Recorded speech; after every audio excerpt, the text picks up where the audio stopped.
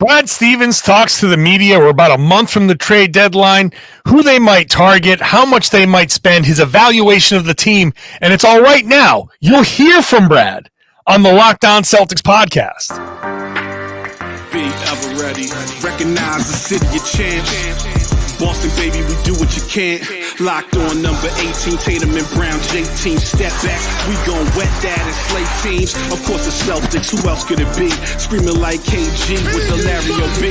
Karalis above average, assessing the team status. Best daily pod, no cap salary matching. Clutch like Bird the DJ, keep John on replay. Prime time, dapping up the truth on the sideline. Raining J's, how it started, raising banners, how we finished. Locked on Celtics pod, home of the winners. B. Hey there, welcome back to the Locked On Celtics podcast. It's right here in the Locked On Podcast Network. It's your team every day, and I got you covered every day with a free, fresh podcast dropped directly to your device. So subscribe wherever you get your podcast. Watch the show on YouTube. Hop into the comment section. Let me know what you're thinking here. If you're new to the show, welcome aboard. My name is John Karalis. I used to play basketball, the game of basketball. Yes, I used to play it a long time ago. Now I'm covering the Celtics as a beat writer for Boston Sports Journal. And today's show brought to you by LinkedIn. LinkedIn Jobs helps you find qualified candidates that you want to talk to faster. Post your job for free at linkedin.com/LockedOnNBA. That's linkedin.com/LockedOnNBA to post your job for free. Terms and conditions apply. So Brad Stevens, ahead of the Celtics game against the Utah Jazz Friday night, which will be an interesting game. NBA belt game, by the way. For people who don't know about the NBA belt, that's I didn't create it, but I have appointed myself caretaker. The champ comes into the season with the NBA belt. Then every game, that belt has to be defended. The Denver Nuggets had it. They gave it up to Minnesota. Blah, blah, blah, blah, blah. Now the Utah Jazz have it. And the Boston Celtics want it. Well, they don't know about it probably, but I'm going to say they want it, and they're playing for it on Friday night. I will have post-game podcast for you Friday night into Saturday because it's a post-game. Post-game Saturday, you can listen to the broadcast, by the way, on SiriusXM. Download the SiriusXM app. Listen to the local broadcast, Grandy and Max. If you're not in a position, if you're maybe listening and watching this game on the road, you get the road announcers. SiriusXM app, get the Grandy and Max call and listen to the game along with the video on the screen. It's a nice little workaround. Anyway, Brad Stevens talked to the media, and I'm going to play three clips and kind of get to the gist of a lot of the things that he said because the trade deadline is a month away. Now, my evaluation of this team is they don't need a lot, and they also don't have a lot of tools at their disposal. I've talked about this before. I don't think the Celtics are going to do anything big. What you're going to get out of this podcast is Brad Stevens kind of confirms that.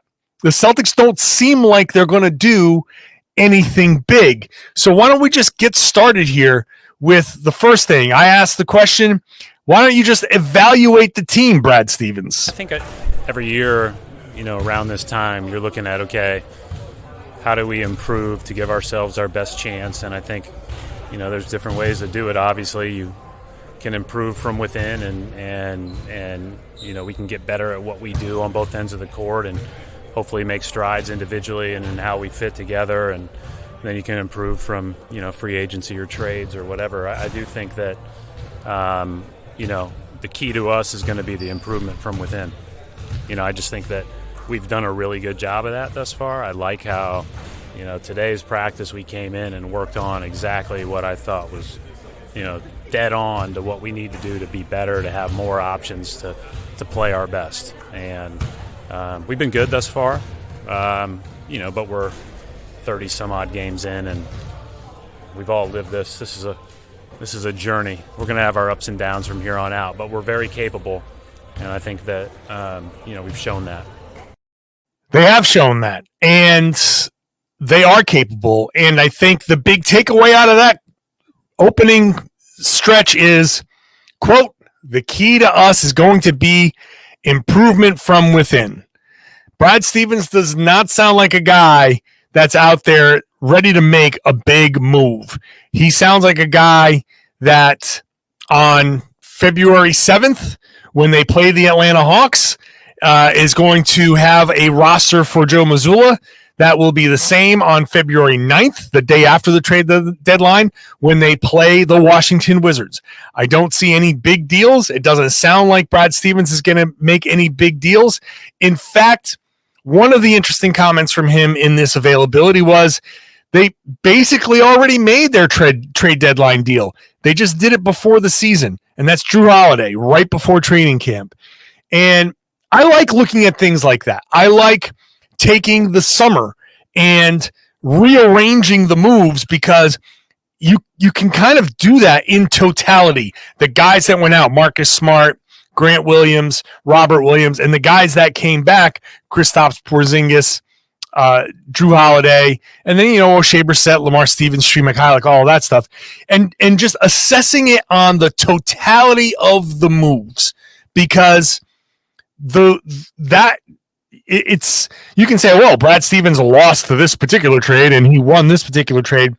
And honestly, he didn't lose any of these trades. I don't think he's lost anything. I think he's been at the very worst even on some of these trades, but even that, I think that might even be a stretch. I think Brad Stevens has come away from everything pretty much ahead. And take, for example, the Derek White trade. That allowed the Spurs to accomplish what they wanted to accomplish.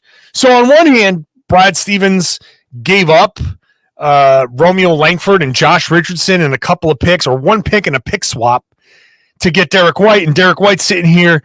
We're all talking about, can he be an all-star? And you say, well, that's obvious that they won that trade. But San Antonio, as they sit here, I've got it in the background of my in my office here. The San Antonio Spurs are 3 points ahead of the Milwaukee Bucks with 3.5 minutes to go. They're accomplishing what they want to accomplish because they've got Victor Wembanyama. And so they won the deal in that regard. They needed to get to a certain spot. But anyway, sidetracked. The fact is that Brad, I don't think, is going to make a big deal here. The Drew Holiday trade was their big deal. That was kind of the surprise. And frankly, if you have to choose between preseason and midseason, I'd rather have it done in the preseason because at least then you've got time to work through some of the kinks. He started off a little slow, then he was great. Then he's had a couple of games. Actually, he had this game where he was, against OKC, where he really struggled. It was maybe his worst game of the season, but generally really good. So, and he's going to have his ups and downs, and the Celtics are going to progress. So I'm happy. I'm happy to consider that the trade deadline deal. We get worked up about trade deadline. Well, this is the deadline. You got to do something at the deadline. Well, who says you got to do something at the deadline? All the deadline is like, now after this, you don't have to make any more moves. But just because that's the deadline doesn't mean you have to do so. I mean, in my life, I'm up against every deadline, not just in my job, but in, signing up for my health insurance. Oh, what's the deadline to do that? Oh, it's 3 hours from now. I guess I'll re-enroll. That I do stuff at the deadline. I procrastinate. People who do their taxes in February or the day they get all of their forms, that's like Brad Stevens getting the Drew Holiday deal done before the season. People who do their taxes are like Homer Simpson, kind of lobbing a taped up grenade through the doors of a closing post office. Yeah, that's trade deadline deal. But either way, you're getting your taxes done. Either way, the Celtics made a big deal. And I kind of like where they are, so they don't have to do a big deadline deal. However, there are people who are saying, look, John, yeah, that's all well and good, but they do have some holes. Maybe there's a center out there that you can get. Brad Stevens was asked, hey, what about adding a rotation center? I'll get his answer. You'll hear his answer in just a second. Today's show is brought to you by LinkedIn and LinkedIn Jobs, because it's the new year. We're talking about Brad Stevens putting together a team for this stretch run here in 2024. Well, LinkedIn Jobs can help you do the same for your business in 2024 and reach that next level. LinkedIn Jobs knows that your success depends on having that team around you, so they've created tools to help find the right professionals for your team faster and for free. I know I've been a hiring manager in my past life a long time ago. Something like LinkedIn Jobs, it could be very, very helpful because it's not just another job board. LinkedIn has a vast network of more than 1 billion professionals, which makes it the best place to hire. Hiring is easy when you have that many quality candidates because 86% of small businesses can get a qualified candidate within 24 hours using LinkedIn Jobs. So that's why small businesses rate LinkedIn Jobs number one in delivering those high quality hires versus leading competitors. LinkedIn also knows that small businesses are wearing so many hats right now that you may not have the time or resources to hire. And that's why, thankfully, LinkedIn has the process all set up, intuitive, quick, and easy. Post your job for free at linkedin.com/LockedOnNBA. That's linkedin.com/LockedOnNBA. Post your job for free. Terms and conditions apply. Today's show also brought to you by BetterHelp. Now, if you're a hiring manager, you might want to talk through some of the stress of hiring somebody. That's where something like BetterHelp can really come in. But whatever your need for therapy, whether it's just getting through a stressful time, maybe dealing with something a little bit more personal, a little bit more deep, I have done that before. I have dealt with depression in my life. Very happy to talk about it. And I have worked through it through therapy. Now, BetterHelp can help you really get through that stretch because they have it all online, right? It's all organized so you can make the most of your time. You don't have to drive around locally and hope the person that's nearby is good. You sign up at BetterHelp.com, H-E-L-P, BetterHelp.com/LockedOnNBA. You go through a questionnaire. You get matched with a licensed therapist. It's all online, convenient, flexible, suited to your schedule. Here's the best part. If you and your therapist don't click, switch therapists, no additional charge. This is the most important feature because you've got to click with your therapist. And if you don't, they make it so easy that that alone relieves some stress. Celebrate the progress that you've made so far this year in just deciding to get your therapy. Visit BetterHelp.com/LockedOnNBA to get 10% off your first month. That's BetterHelp, H-E-L-P, BetterHelp.com/LockedOnNBA. Thank you for making Locked On Celtics your first listen every day. How about going over to Locked On Sports Today, the first ever streaming online YouTube 24/7 sports channel. It's the Locked On local hosts. It's the Locked On experts. It's analysis. It's conversation. It's not contrived yelling at one another. It's real talk, real sports talk about the real things that you want to hear about all day long. Put it on, leave it on YouTube, and enjoy the ride on Locked On Sports Today. It's a good time. All right, let's get back to Brad Stevens, who addressed the media.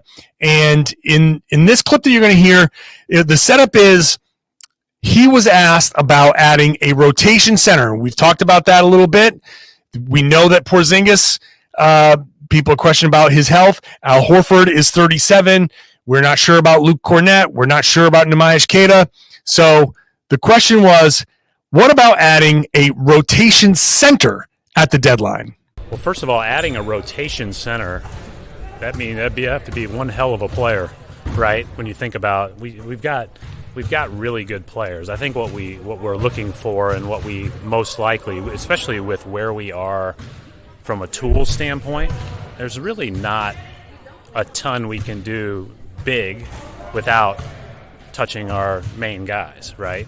And so what you look at is guys that can play, guys that can add value, but like I said last year, don't need to play. They are over themselves, and I think that's important. That's what we have right now, and we've gotten obviously great play out of Kristaps. I think Al's been good. I think Luke and Nimi, when called upon, have both added great value. And so, if we end up adding somebody, I don't know that it'll be a game changer in the way that you said it from a rotation standpoint, but, from an every night standpoint. Well, that's pretty straightforward, right? Once again, Brad saying, I don't know about this rotation guy thing. And in one of the other comments, because I can't play you everything, the way he phrased it was, you got to be careful about what you add versus what you take away.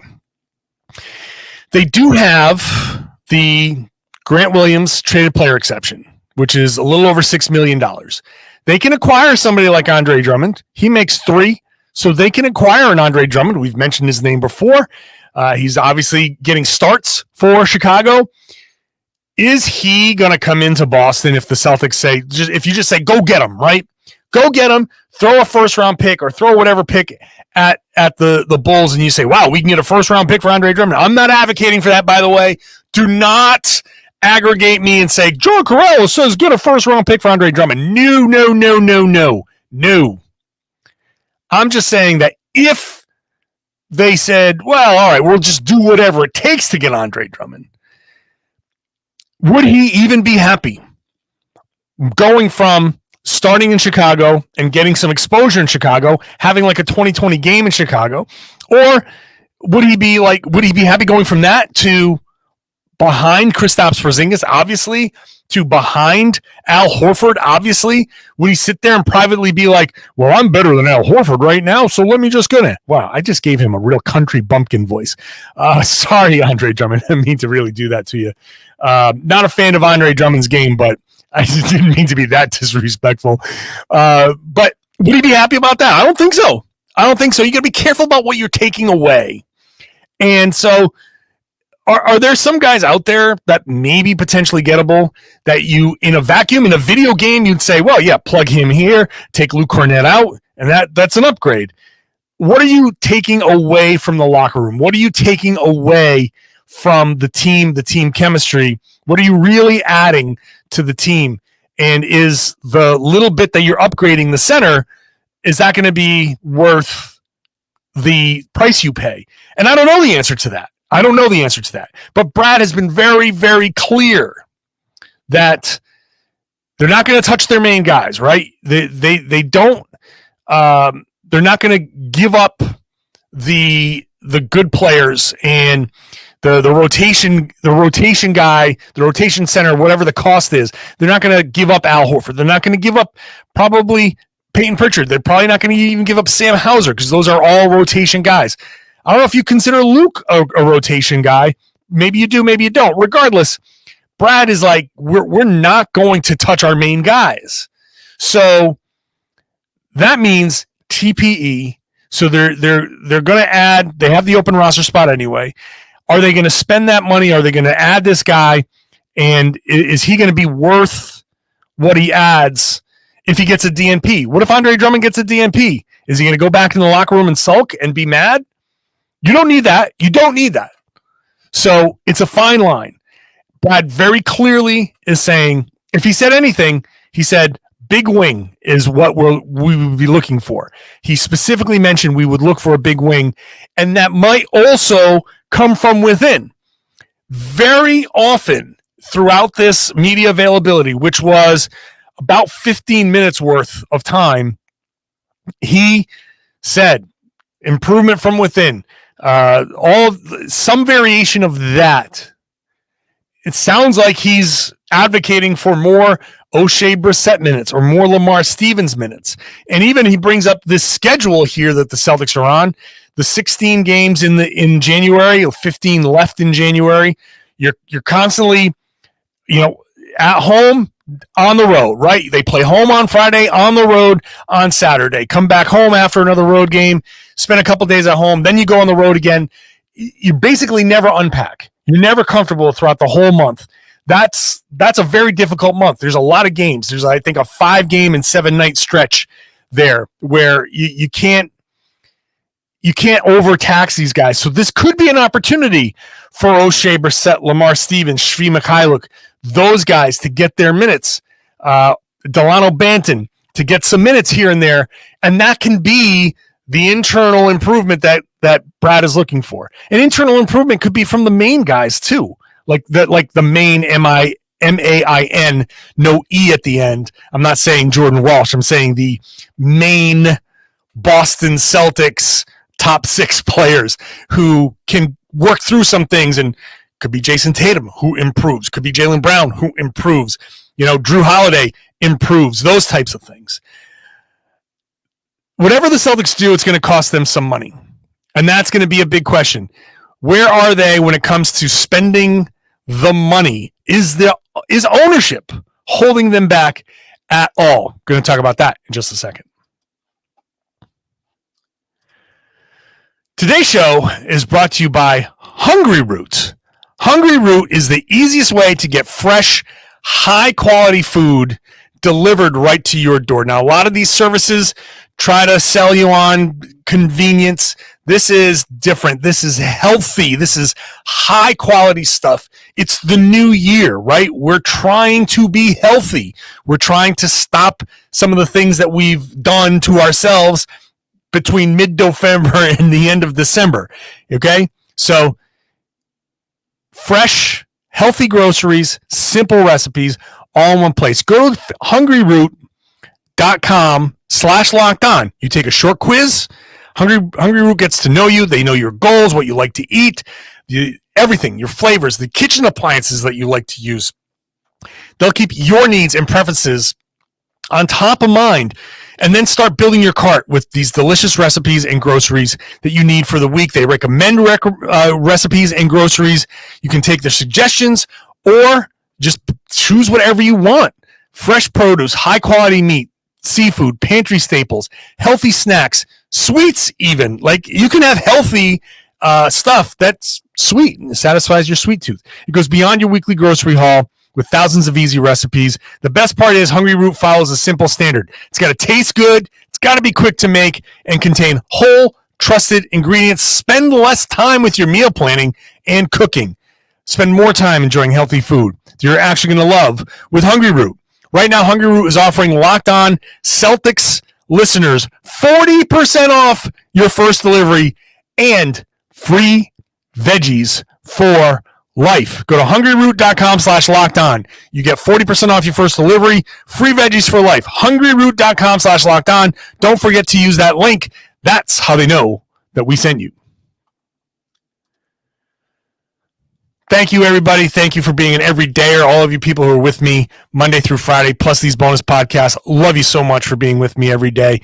Help out the Locked On NBA podcast, which I do host on Wednesdays. I'm going to get back to that over the next few weeks. Check out Locked On NBA. Get me there on Wednesdays with Jake Madison, and just enjoy the show all week long, because it's a fun show that covers the league as a whole. And they're going to have a fun one. The Bucks just barely held on to beat the Spurs. That was a fun game. Wemby was amazing. He did some incredible things in that game. All right, let's get back to Brad Stevens. Money is always an issue, right? Like, the team is expensive, as my brain just grinds to a halt. The team is expensive. The Celtics, the tax bill at this point, whoever they add, like I talk about Andre Drummond, it's going to be like triple that at least in luxury tax. So $3 million, is he worth it? Is he worth $12 million?